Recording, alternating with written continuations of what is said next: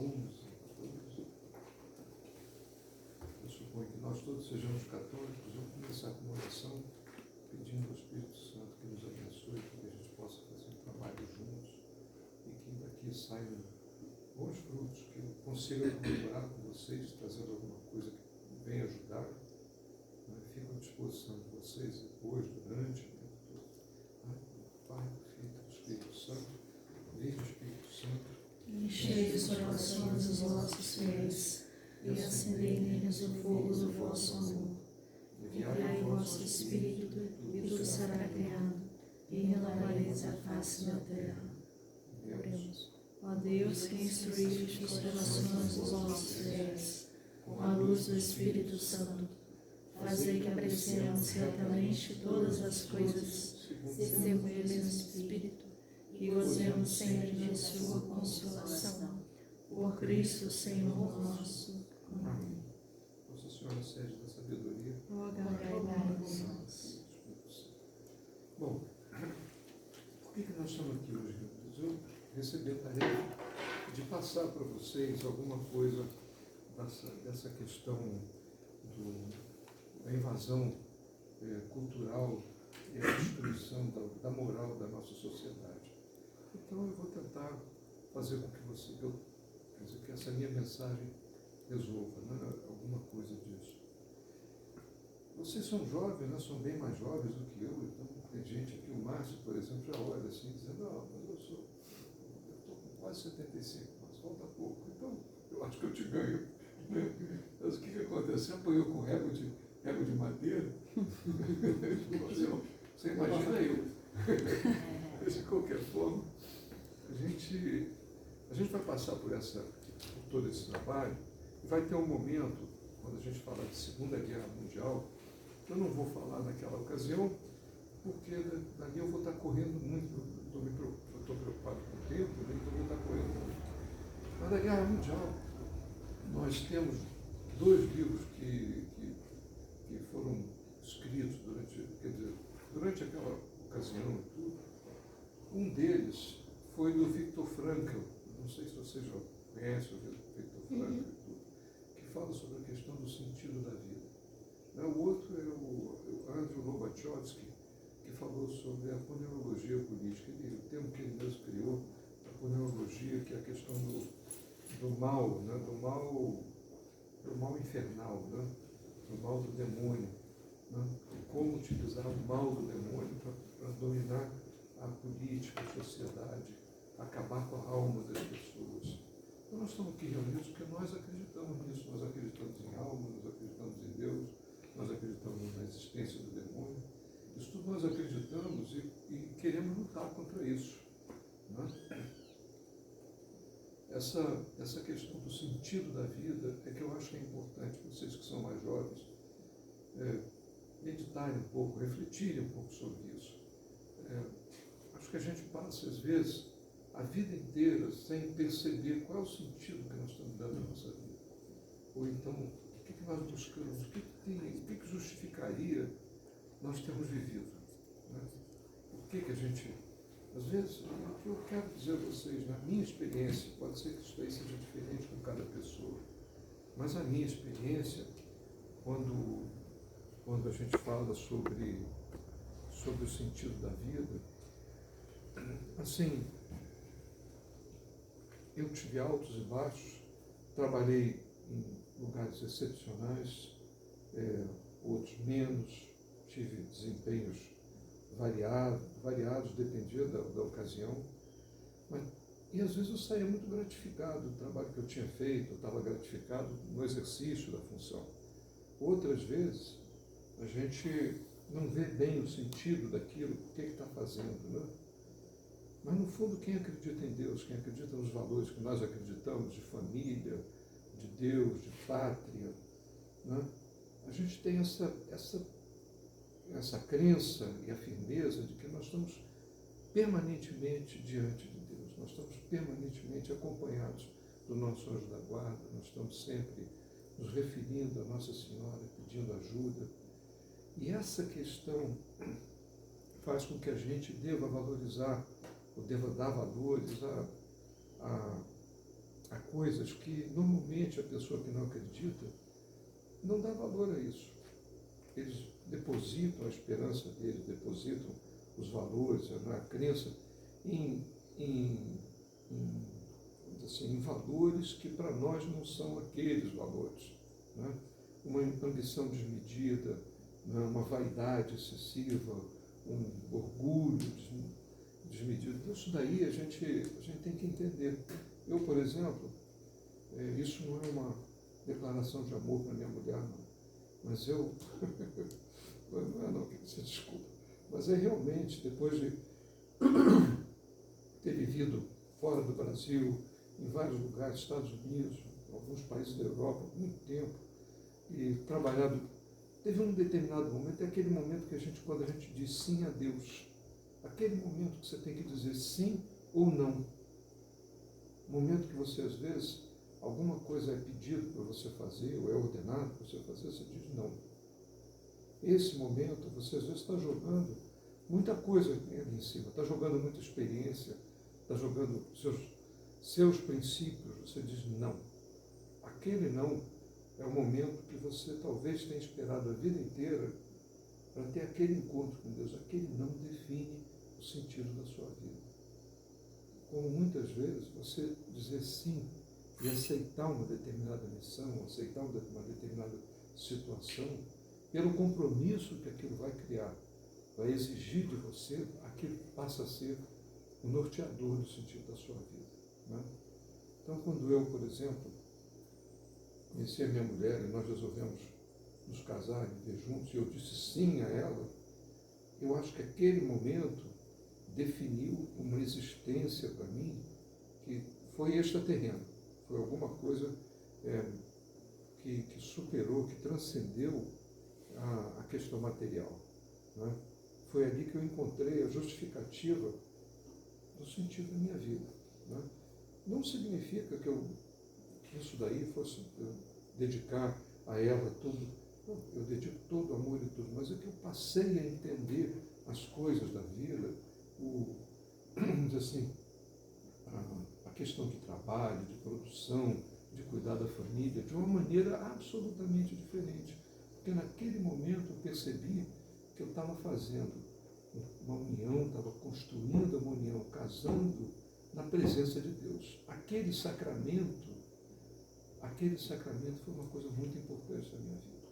Então, varia de cada um, cada um de nós vai ter um determinado momento que vai ser chamado a assumir uma responsabilidade. Isso aí é o que dá o sentido à nossa vida. Então, nós estamos aqui para estudar um pouco, ver, avaliar, conhecer esse mundo da política, de tal maneira que a gente hoje consiga avaliar os adversários políticos que nós temos, que hoje são todos os adversários da nossa pátria.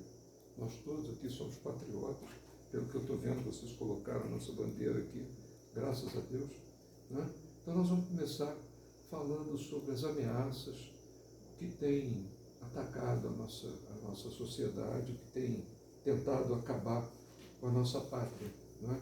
Ou seja, são brasileiros apátridas, que não se preocupam com os destinos da nação e que hoje se interessam muito mais por vender a nação a troco de banana do que lutar com toda a dificuldade que a gente possa ter para construir alguma coisa para nós, para os nossos filhos, netos, para o nosso futuro, né? Para que a gente tenha a tranquilidade de poder viver e morrer no nosso país.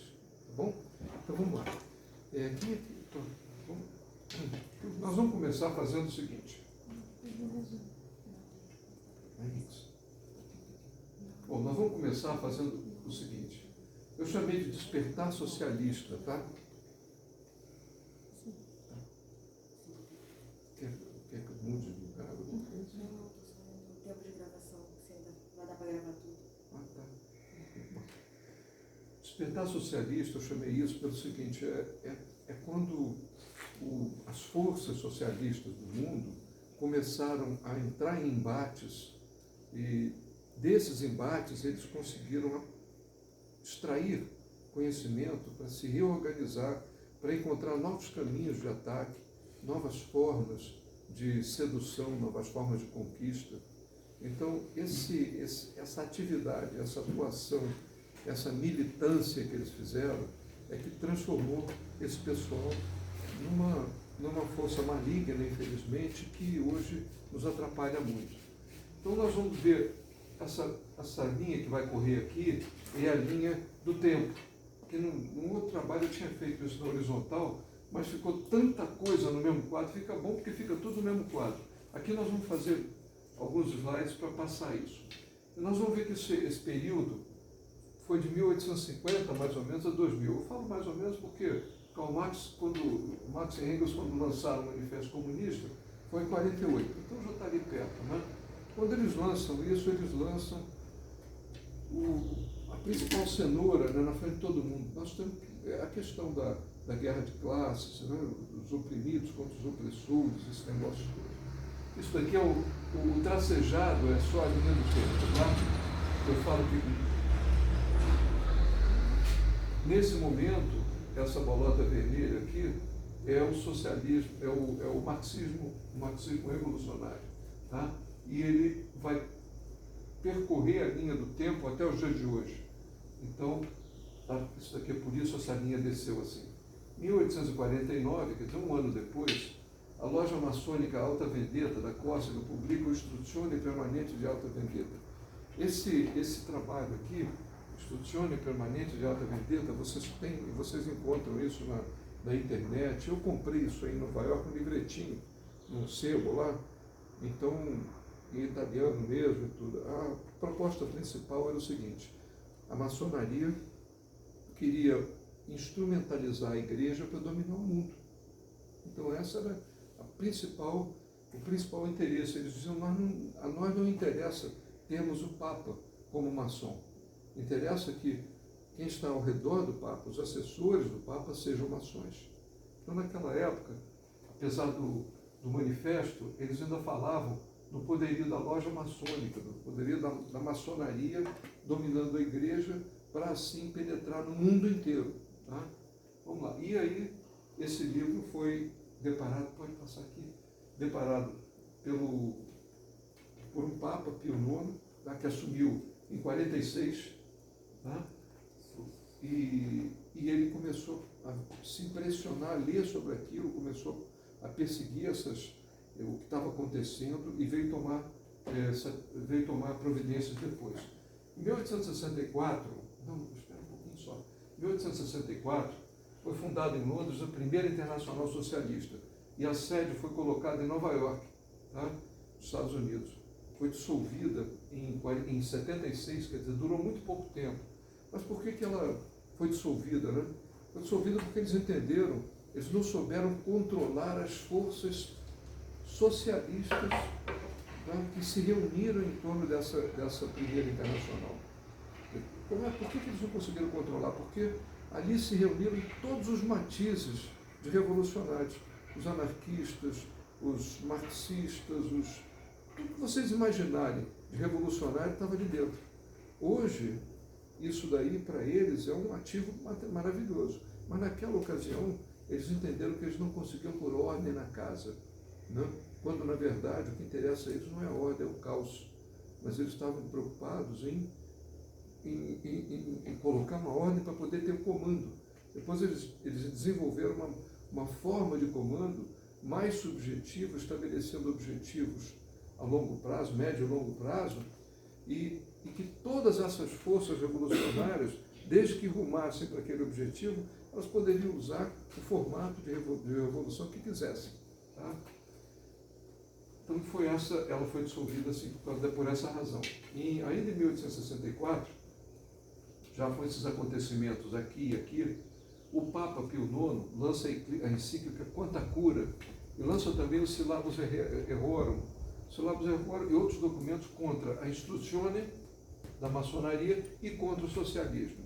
E aí ele simplesmente diz, olha, fazer contato com o socialismo é pecado, marxismo é pecado. Aí ele começa a bater forte. Esse Papa, porque ele bateu tão forte, ele durante 100 anos ele foi massacrado pela mídia internacional. Ele não teve jeito. Inventaram um monte de coisa, inclusive inventaram que ele era maçom, né?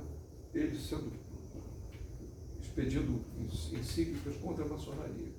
Em 68, o nosso Papa, ele lança a Aeterni Patris, em junho de 69, convocando o Concílio Vaticano I, que se deu em dezembro de 69, 8 de dezembro. E o concílio foi considerado um concílio inacabado, porque ele, ali naquele concílio, ele tentou também fazer a igreja se colocar frontalmente contra o desenvolvimento do marxismo e do socialismo no mundo. E eles interromperam o concílio ali e disseram que esse concílio vai continuar no Concílio Vaticano II. Então, isso aqui foi uma tentativa concreta que o Papa teve de, assim, ele era um Papa dogmático, ele lançou o dogma do Imaculado Coração de Maria, ele lançou o dogma da infabilidade papal, ele ele era um camarada que era muito duro, ele marcava bem posição. Mas, infelizmente, esse concílio que ele queria ter concluído, que ele conseguiu realizar, ele não conseguiu. Então, em 83, já passados esses 20 e poucos anos, o casal Sidney e Beatrice Webb, com outros intelectuais ingleses, concebem, e aí eu estou falando de George Bernard Shaw e vários intelectuais famosos, conceberam o fabianismo. Tá? É uma concepção socialista de domínio mundial que vai se projetar até hoje. Tá? A base deles é reformismo gradual e oportunista. Vamos ver se a gente está... Então, agora com isso aqui, nós temos já duas linhas de socialismo diferentes. O marxismo revolucionário e nós temos o fabianismo. O fabianismo, ele é extremamente perigoso. Basta dizer para vocês, o perigo é tanto que aqui no Brasil, o camarada que representa o fabianismo aqui é o Fernando Henrique Cardoso, que durante 20, 30 anos ele foi considerado sendo de direita. Quer dizer, então, né? A gente falava isso, eu falava isso aí há 20 anos atrás, cuidado com o PSDB. Não, o PSDB é contrário ao PT. É só ler o plano de governo dele. Não é? É só ler o plano de governo. É só ler o plano de governo. Professor, eu poderia dizer que aí então começou o tal teatro das tesouras? Uhum. Isso aqui foi o Teatro das Tesouras, ou a estratégia das tesouras, que foi uma coisa bolada por Stalin, né? Era justamente isso daí. Eu até tenho uma das minhas apresentações, acho que aí você já viu que eu faço até uma tesoura mostrando, né? Quer dizer, quando a política do PT cansa os empresários, esgota a paciência do pessoal e leva a um limite, então eles combinaram de perder para o PSDB assumir, e então vir com aquela, né, com aquele, vamos dizer assim, com toda a vaselina, o óleo lubrificante para poder, não é bem isso e tudo mais, e aí eles intensificam, eles aprofundam o socialismo, porque pior do que o PT, ele ganha a briga nas ruas, na militância, no grito e tudo mais, mas o PSDB é reformista, ele reforma a Constituição. E isso daí já foi alguma coisa que foi deixada propositalmente pelos constituintes de 88, né, para que os senhores que são advogados podem, o Miguel Reale, pai, né, não esse que nos ajudou aí com a Dilma, não, mas o pai, ele tem um livretinho, depois eu posso passar o nome para vocês, onde ele declara que ele deixou propositalmente várias janelas abertas na Constituição para que o socialismo pudesse ir sendo implantado gradualmente, sem que a sociedade percebesse, sem ter que convocar uma outra constituinte, simplesmente pela interpretação das leis, que é isso que hoje faz o Supremo Tribunal Federal. Quer dizer, o Supremo hoje ele tem total liberdade de agir, porque ele interpreta as coisas do jeito que quer. Né? E isso é uma coisa interessante também, que vocês saibam. O socialista, ele vai lutar até a morte em defesa da democracia. para ele, a democracia é o maior salvo-conduto que ele pode ter. Porque a democracia o protege, a democracia permite que ele expresse as suas opiniões, né? Permite que ele expresse tudo que lhe interessa, inclusive destruir a própria democracia. Porque foi nos passado que a democracia é tolerante, tem que ser a tolerância de todos, com os pensamentos de todos. E eu vou lhe dizer uma coisa, eu acho que, por causa dessa interpretação do sentido democracia, que são vários, né? São vários, mas essa interpretação socialista e instrumentalista do significado da palavra democracia me leva a pensar em criar um outro termo, tipo democracia patriótica, né? O que nos interessa é a democracia patriótica. Fora disso, não existe democracia. A democracia que se preocupa efetivamente com a pátria. Quando se fala em pátria, esses vampiros começam a se tremer todos, porque isso para eles é pavoroso. Então nós temos que inventar aí, talvez democracia patriótica, né? O que interessa é que a gente que tenha princípios patrióticos para nos defendermos contra eles, né? Então tá. Em 1989, quer dizer, alguns anos depois da primeira internacional, é fundada a segunda Internacional Socialista para substituir a primeira, tá? Falhando por enfrentar exacerbado nacionalismo dos povos. Naquela ocasião, se falava muito em nação, e o nacionalismo era muito forte. Então, ela foi frustrada, né? E ela se transmutou, coisa interessante, de marxista e revolucionária para socialista, utópica e reformista, ou seja, ela começou, a Internacional Socialista, ela começou a se transformar em alguma coisa próximo do fabianismo. Tá? Então, isso daí é importante vocês perceberem que nós não estamos lutando contra alguma coisa que tenha forma física, fixa, que tenha forma definida. Nós estamos lutando contra alguma coisa que é mutante. É mutante. Exatamente. Nós estamos lutando contra um coronavírus político. Sob todos os Várias sentidos. cepas. Físico. Então, eles vão mudando de cepa. Tá? Podemos passar. Então, 1889 é proclamada a República do Brasil com forte suporte da maçonaria. Então, nós temos que ver essa questão também, sempre isso daí em consideração. Sempre que vocês vejam o quadrinho assim verde, é o que estava acontecendo no Brasil naquela ocasião. Eu queria ter tido a oportunidade de ir colocando, mas aí não teria espaço, só se a letra ficasse pequena, e colocando a evolução do quadro de formação de partidos políticos no Brasil. Mas aí eu ia colocar aqui ao lado, né, a gente vendo a questão da evolução do socialismo, a preocupação da igreja e o reflexo no Brasil. Mas mesmo assim, nessa parte dando essa horizontal aqui, eu acho que eu consegui falar alguma coisinha para fixar alguns referenciais para vocês, né? Então nós já temos aqui as três linhas, tá? Quer dizer, nós temos aqui o fabianismo, nós temos o marxismo revolucionário, e essa aqui é a linha do tempo. E a primeira, lá em 1908, fundado por imigrantes espanhóis e italianos, o POC, é o Partido Operário Comunista no Brasil. Né? No Brasil. Anarquista. A questão anarquista é absolutamente perigosa, porque o anarquismo ele conduz as três bandeiras, né? Justiça social, paz e ambientalismo.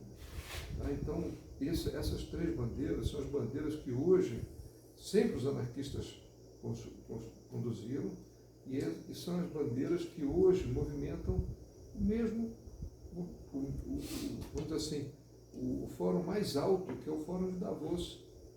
A mesma coisa. Então, começou aqui no Brasil isso, tá? Que já vinha de outros países também, mas de qualquer forma. Em 1913, começaram os movimentos revolucionários comunistas na Rússia. Quer dizer, foi a preparação da Revolução Russa, né? Então, E em 17 eclode na Rússia a Revolução Bolchevique, dominando a sociedade em 19, quer dizer, o golpe mortal ali, eles tomaram os czares e tudo, e mataram e assumiram o controle total, né? Estabelece o sistema bolchevique.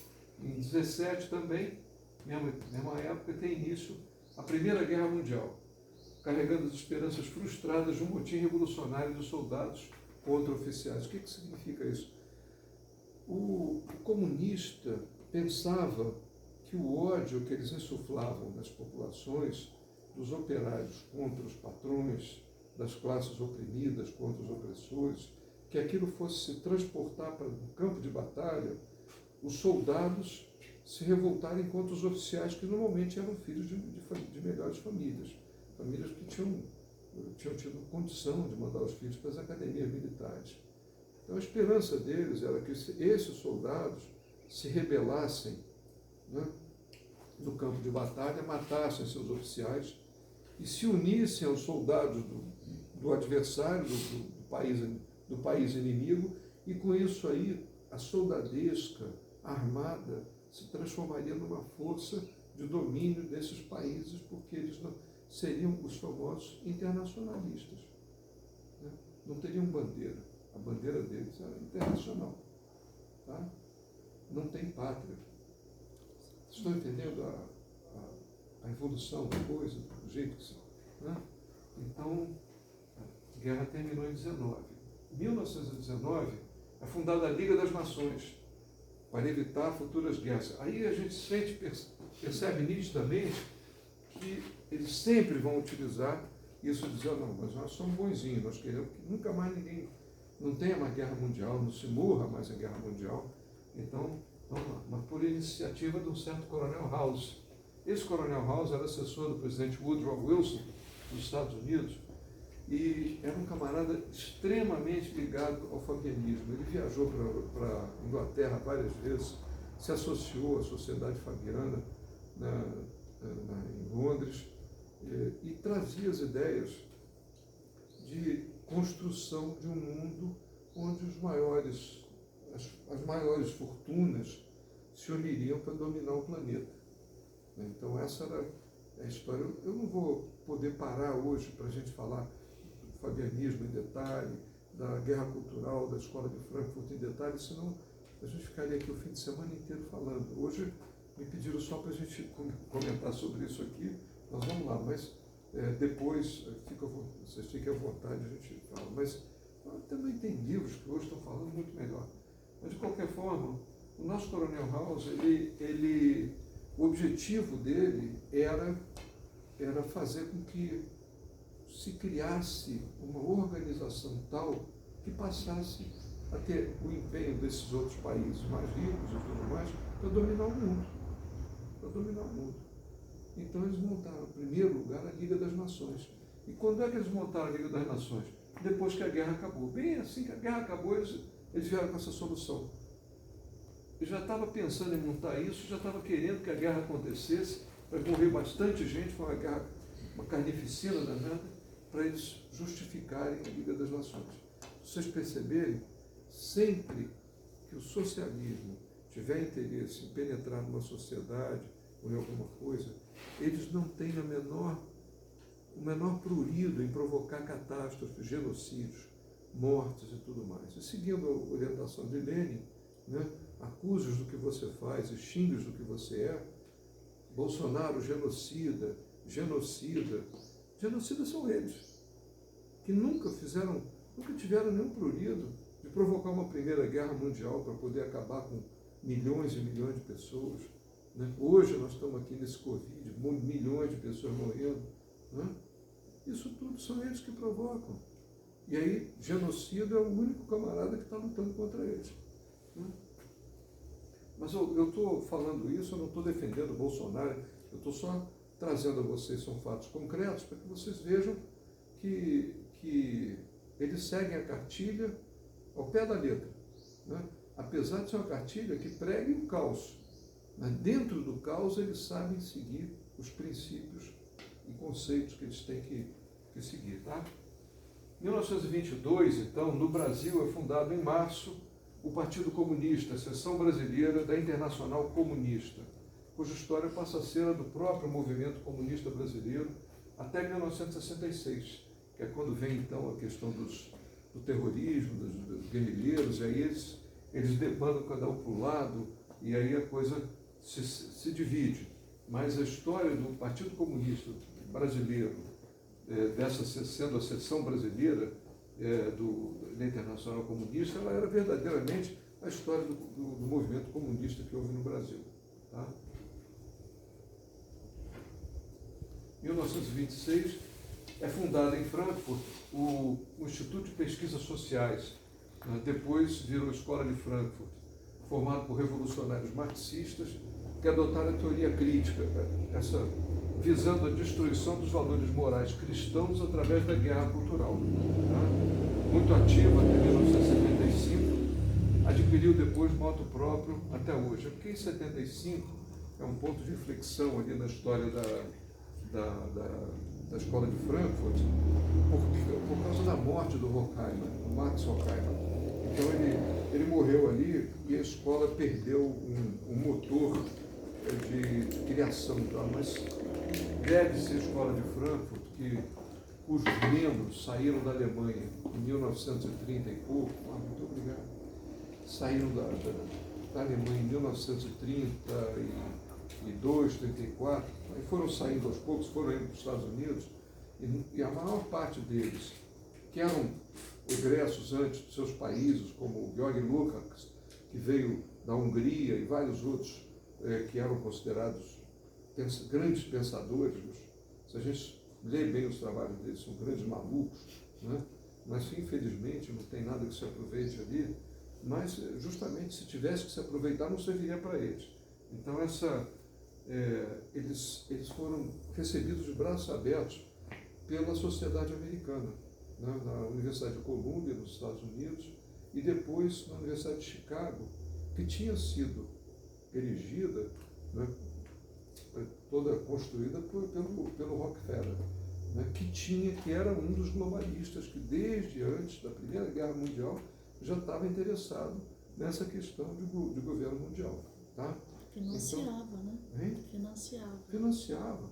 A família Rockefeller financia até hoje a universidade. Então, eles foram todos lá para essas duas universidades e passaram a influenciar a sociedade através de livros, através de trabalhos universitários que eles eram orientadores e dirigiam seus orientandos para fazerem livros, escreverem livros que chocassem a moral, despertando um questionamento sobre a possibilidade de uma existência além daquela que estava limitada por valores morais, religiosos e tudo mais. Então,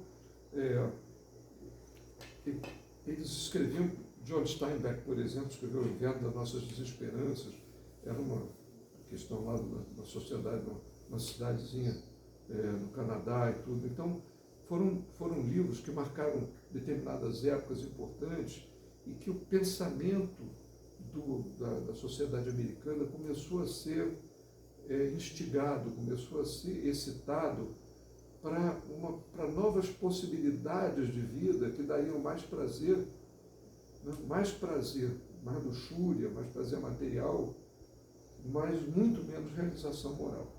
Eles começaram a abrir mão do que era moral e ter maior prazer na questão da satisfação material. Em 1935 acontece no Brasil a intentona comunista, nessa linha aqui, cassação do partido. O partido, depois que o PC organizou a intentona comunista com a venda do Prestes da Rússia, que foi um negócio mal planejado, ele era considerado pelos russos como se fosse um grande estrategista. E, no entanto, ele fez um negócio absolutamente mal feito, provocou mortes, eclodiu com uma violência terrível. O exército reagiu a tempo, acabou com eles. Então, caçaram o partido. Tá? Mas não foi o exército que caçou o partido, não. Quem caçou o partido foi a justiça mesmo. Pode passar. Professor, essa questão das universidades, nada mudou, né? Hoje em dia a gente vê Piorou. Não, piorou. Mudar, mudou, piorou. Bom, 39, né, 4 anos depois, eclodiu a Segunda Guerra Mundial. Os intelectuais de Frankfurt já estavam todos bem acomodados nos Estados Unidos, ocupando lugares, inclusive, como diretores de filmes. Então, eles passaram a influenciar a literatura, cinema, teatro. Não seria elegante você ter uma peça de teatro que não tivesse um nome de vamos dizer assim, de um tutor ali da universidade que fosse da escola de Frankfurt. Aquilo ali daria um destaque à peça. Tá? A eclosão da Segunda Guerra Mundial, que durará até 1945, tendo reunido no grupo que lutou contra o nazismo e o fascismo um aliado comunista. Nosso Stalin estava lá sentado na mesa com eles. Né? Ou seja, a um determinado nível de decisão, esses camaradas entendem mais ou menos o funcionamento do mundo da mesma forma. Tá? Porque quem sentava ali na mesa, naquele momento, estava representando interesses globalistas. Né? Para vocês terem uma ideia, a rainha da Inglaterra, quer dizer, ela, na época, ainda estava para se colocar lá como rainha, mas já mandava muito, porque o pai não queria muito saber da história do governo da Inglaterra. Ela nomeou como almirante-chefe da Armada Inglesa, que é uma armada poderosa, né? No Pacífico, ela nomeou um certo conde de Mountbatten. E esse conde de Mountbatten era primo dela. Então está certo, o camarada era de marinha, era da família real, era primo da rainha. Então ele foi nomeado chefe de toda a armada do Pacífico, toda a frota do Pacífico. Esse camarada era, ao mesmo tempo, um conde alemão, que era o conde de Battenberg. Então, a família inglesa, a gente vai ver ao longo da história, se for ver, a família inglesa ela tinha influências que percorriam toda a Europa. A nobreza alemã, a nobreza russa, né? Existia todos esses vínculos familiares entre os czares e a família inglesa. Os franceses que lutaram, mas no início eram ligados, eles lutaram um contra o outro por concessões, mas nunca contra interesses. Então, e quando a gente vê isso tudo acontecendo e vê, por exemplo, o Banco de Rothschild trabalhando para um domínio global, está junto com esses metacapitalistas. Quando eu falo de rainha da Inglaterra, que a gente fala, bom, mas o metacapitalista, mas a rainha, será que ganha esse dinheiro todo? Ganha. Eu tive uma oportunidade na vida que trabalhei durante um bom tempo numa empresa americana e nós fazíamos negócio com um grupo francês que tinha 2 empresas aqui no Brasil. E esse grupo, na época, se chamava Saint-Gobain Pont-à-Mousson. Eram Saint-Gobain Pont-à-Mousson. Depois virou só Pont-à-Mousson. Uma Saint-Gobain e outra Pont-à-Mousson. E aí eu, conversando com o presidente daquele grupo, eu acabei conhecendo ele. Nós passamos uma semana trabalhando num projeto de planejamento de desenvolvimento durante 10 anos e tudo. E ele era um velhinho francesinho, assim, chamado Monsieur Cousin. Então, sentava sempre do meu lado, a gente conversava e tudo. Fizemos uma amizade. Porque o resto tinha muito americano, inglês, e eu falava francês com ele, então ele gostava de ficar comigo, os outros não falavam. Então nós fizemos essa amizade, né? E na despedida ele falou, o dia que você for a Paris, me procura. Eu morava por lá, tá bom, pode deixar. Aí fui lá, caí na asneira. Aqui no Brasil, as empresas trabalhavam no ramo de siderurgia, até aqui de Barra Mansa mesmo. Nós estamos falando da Barbará. A outra de Caeté, que era ferro brasileiro. E aí, que aqui no Brasil, para todos os efeitos, eram concorrentes. Mas o dono era um só. Então ele... E por que eu sabia que o dono era um só? Porque quando eles aqui não conseguiam me pagar, ele pagava lá de fora. Eu falei, mas está pagando para um, está pagando para o outro, não pode ser concorrente, né? Então, a dedução foi fácil. Daí ele me recebeu muito bem num andar simples, assim, 6 salas só, com mais uma sala de recepção. Eram 6 diretores, ele era o presidente. Daí ele fala, não, vem cá, e tudo, sentando, depois nós fomos almoçar, né? Mas ele dizendo, ele falou, não, eu falei, não, eu conheço as 2 empresas, nós fazemos negócio e tudo, o senhor tem outros negócios no Brasil? Temos. Nós temos alguns negócios no Brasil. Quais são? Aí eu fico sabendo, por exemplo, Sul América de Seguros, pertence a Saint-Gobain. Naquela época, depois mudou, porque a Petrobras comprou, mas a Ipiranga de Petróleo, toda, pertencia a Saint-Gobain. Todas as fábricas de vidro, blindex no mundo, pertencem a Saint-Gobain. Então aqui era Pilkington, né? Todas essas fábricas de vidro para automóveis, para prédios, para tudo, Saint-Gobain. Tubos centrifugados para transporte de água, esgoto, Saint-Gobain. Botamos som. Né?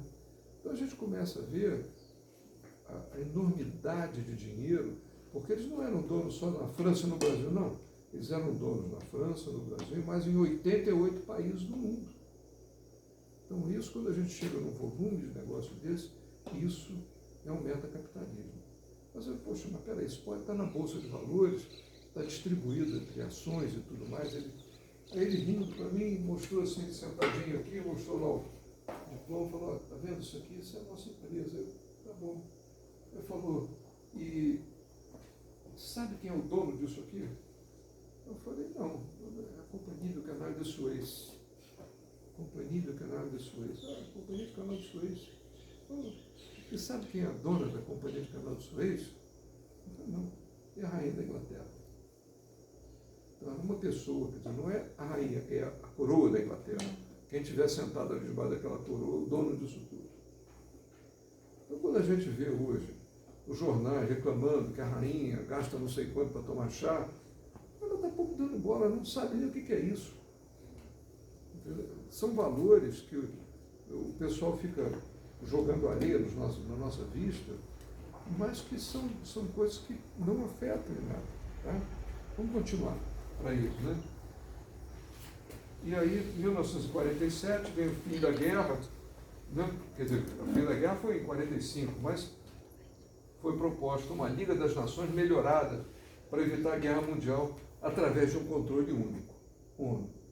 Quer dizer, quando a Liga das Nações se comprovou incompetente, talvez pelas pessoas, pela falta de objetividade e tudo mais, colocaram então a nossa ONU, valorosa ONU, comandando esse processo de trazer paz para o mundo inteiro. Mas primeiro eles vão trazer paz, depois eles vão salvar o planeta com a questão ecológica, que nós estamos estragando o planeta. Mesmo provocar o caos, para depois se achar os salvadores do caos. Os salvadores do caos. Então é isso. Vamos para mais um pontinho.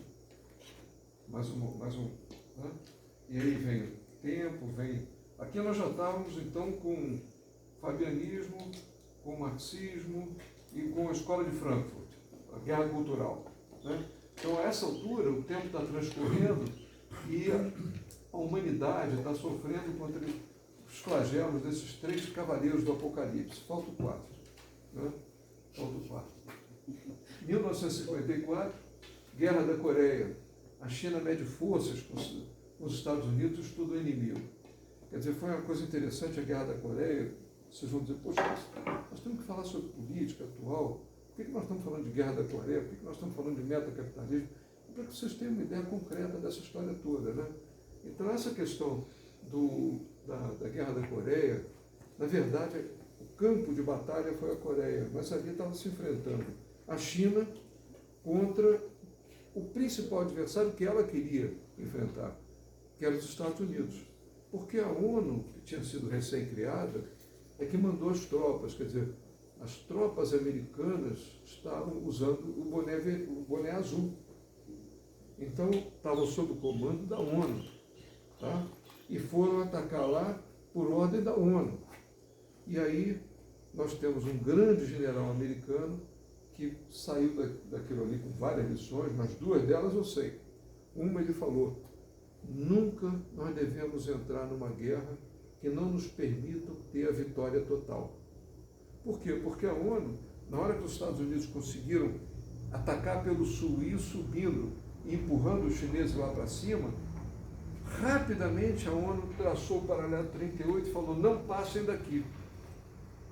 E o MacArthur, o general MacArthur, queria de qualquer jeito, vamos atropelar esses caras, vamos levar eles até a fronteira da China, botar eles de volta para a China.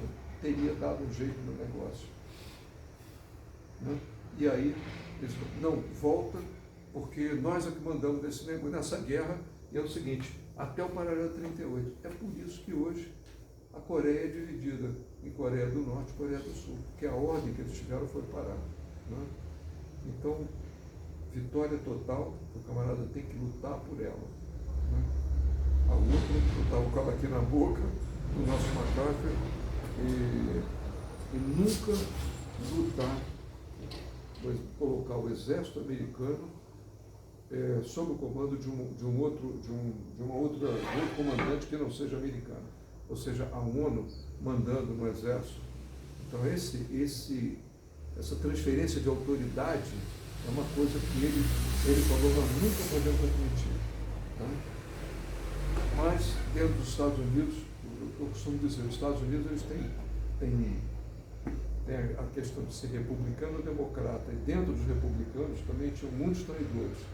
Então teve um homem agora aí que fez um excelente governo republicano, mas que foi massacrado pela mídia, né?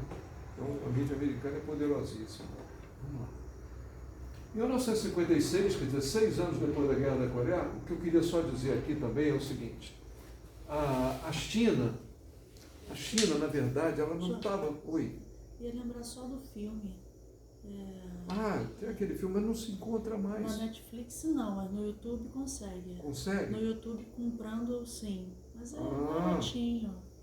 O filme é bom, né? Eu sempre recomendei o pessoal assistir o filme que era Operação Chromite. Chromite, você escreve Chromite, com CH, né, que é cromita.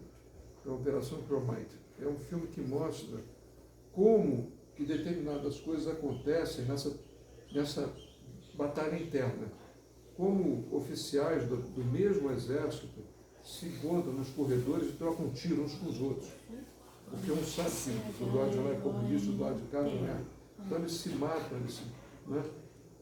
Toda essa questão do confronto dos chineses, então isso é muito bom. Mas o importante também da China é que a China faz muito frio, ela tem bilhões de habitantes, então para ela perder 1 milhão não custa nada, né? Pô, morreu graças a Deus. Então eles mandam, só não mandaram os camaradas botarem a tapa contra as forças americanas, porque ia ficar mal. Mas, entendeu? Mandaram.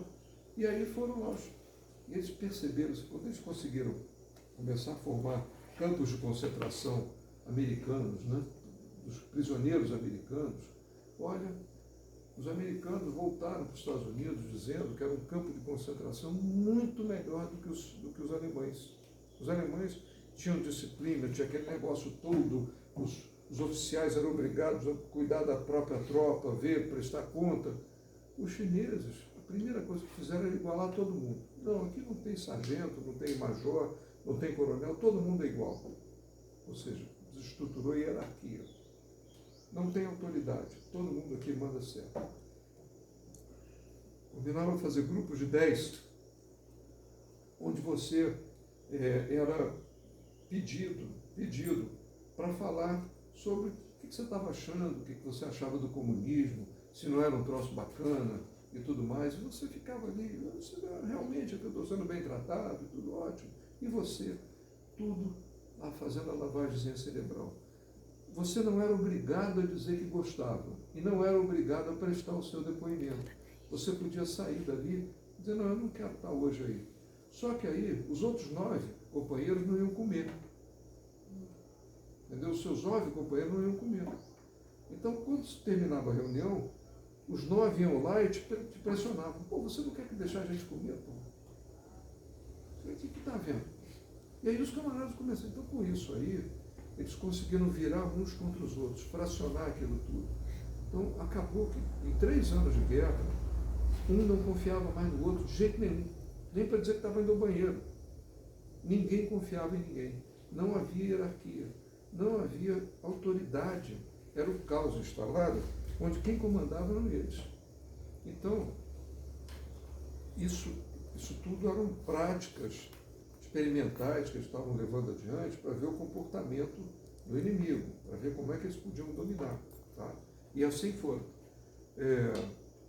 Fizeram, por exemplo, você escrevia para sua esposa estava lá nos Estados Unidos. Eles pegavam a sua carta, guardavam. Não, pode deixar que a gente manda e tudo. Tá? E a sua esposa escrevia para você, ô fulano, os nossos filhos estão indo bem, não se preocupam ou não, e tudo mais, está tudo muito bem. Eles vão... E nada. Eles não te entregavam a carta, eles prendiam a carta. Depois de um ano e pouco, ela estava desesperada que você não escrevia, pô, o que houve? Tudo, e você furioso que ela não escrevia. Ela aí podia mandar uma cartinha boba, assim, tipo, pô, me dá tanta vontade de sair para dançar. E aí eles te entregavam a carta. Aí você que já estava cheio de dúvida, essa desgraçada está me traindo. Não é? E aí você aí escreveu uma carta violenta para ela. E eles aí começaram a interferir na sua vida, lá dentro da sua casa, simplesmente bloqueando a comunicação, mexendo com isso. Entendeu?